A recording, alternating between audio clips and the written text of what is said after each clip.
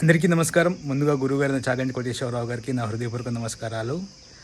So నిన్న night నాది 6వ గిరి ప్రదక్షిణ పూర్తయింది.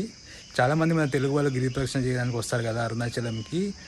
ఇక్కడ రీసెంట్గా అప్డేట్ ఏంటంటే రాజగోపురం నుంచి అది ఫస్ట్ లింగమైన ఇంద్రలింగం వరకు, దానికన్నా కొంచెం ముందు వరకు రోడ్ కన్స్ట్రక్షన్స్ వర్క్ జరుగుతున్నాయి అన్నమాట. అక్కడంతా కంకర్రాలు, మట్టి రోడ్డు, చాలా హార్డ్గా ఉంది వెళ్ళడానికి. చిన్నపిల్లలు, పెద్దవాళ్ళు చాలా ఇబ్బంది పడుతున్నారు అక్కడ నడుచుకుంటూ వెళ్ళడానికి.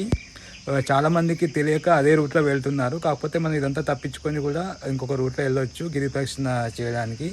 ఆ ఇంద్రలింగం దగ్గర దర్శనం చేసుకొని ఒక 50 అడుగులు కొంచెం బ్యాక్ వస్తే మీకు ఇక్కడ చూపిస్తున్నారు కదా వీడియోలో, ఈ గల్లీలో స్ట్రైట్గా వెళ్ళి లాస్ట్ వరకు వెళ్ళాలన్నమాట.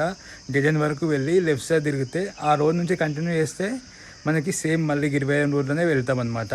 ఇలా వెళ్ళినా మనకి మధ్యలో ఏ లింగం కూడా మిస్ అవ్వదు. ఇలా కొంచెం దూరం నడుచుకుంటూ వెళ్తే మనకి రైట్ సైడ్లో అగ్నిలింగం వస్తుంది, సెకండ్ లింగం అయినా.